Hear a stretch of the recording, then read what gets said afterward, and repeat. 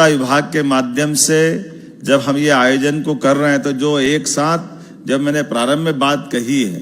कि नीचे के स्तर तक भी बहुउद्देशीय समितियों के माध्यम से जोड़ करके जो कल्पना की है, हमारे लिए तो ये और महत्व की बात है। और मैं अपने लिए स्वयं के मानूं तो मेरे लिए भी हमारे घर के खुद की आय का साधन भी बड़े पैमाने पर पशुपालन से होने वाली दूध उत्पादन की क्षमता के बलबूते पर मैं स्वयं भी उससे अपने आप में परिवार में गौरवान्वित होता हूं कि हाँ, हमारी सरकार ने आकर के ये जो दूध उत्पादन के मसले पे विचार किया है और ये जिस प्रकार का निर्णय है आज और जो योजना है, मुझे मालूम है कल डॉक्टर भीमराव अंबेडकर जयंती है। जोरदार अभिनंदन करें एक ऐसे अदिति महापुरुष के लिए जिसने समानता के लिए अद्भुत काम किया और हमारी सरकार ने डॉक्टर भीमराव अंबेडकर को निमित्त बना करके उनकी जन्म जयंती के अवसर पर कामधेनु गोपालन योजना को लागू करने का काम किया है, जो कल के बाद माननीय लखन पटेल जी ने बताया। जोरदार अभिनंदन करें। 25 से ज्यादा जो गौ माताएं के लेकर के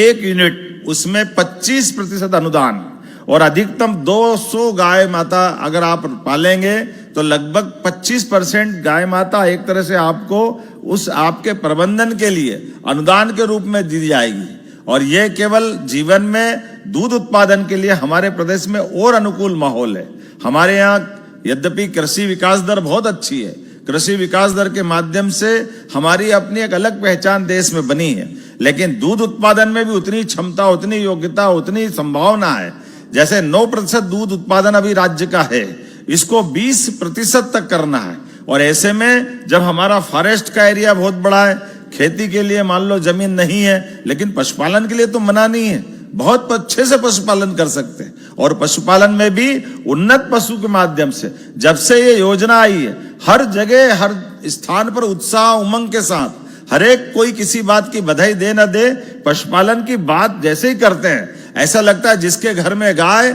वो सब गोपाल, जिसके घर में गाय का कुल वो घर घर गोकुल। जो ये बात करते क्या इसलिए हम वृंदावन बनाने निकले हैं, तो आनंद से झूम उठता हर सभा हर स्थान पर। ये इतना उमंग देता है कि हमारे अपने लिए परमात्मा की दया से हजारों साल से अपने इस देश के अंदर ऐसा माना जाता दूध दही की नदियां बहती थी, लेकिन काल के प्रवाह में और खास करके गाय माता के दूध को लेकर मैं स्पष्ट बोलना चाहूंगा कि गाय माता के दूध के मामले में तो दूध फेट से लेंगे, ये बड़ी सावधानी से बोलने वाली बात थी। फेट मतलब केवल भैंस का लेंगे, गाय का लेते नहीं थे। जब गाय का दूध ही नहीं खरीदोगे तो गोपालन को बढ़ावा कैसे मिलेगा। अब जब ये शुद्ध रूप से बात आ रही कि केवल गाय का दूध खरीदेंगे, मतलब गाय का भी खरीदेंगे भैंस का भी खरीदेंगे। अभी तक जितने दुग्ध संघ थे, कोई गाय का दूध लेने के मामले में जवाबदारी के साथ कहना चाहूंगा सारे के सारे दुग्ध संघ हाथ जोड़ते थे, भैया फेट के मामले में आ जाओ। ये अलग बात है कि दूध वाले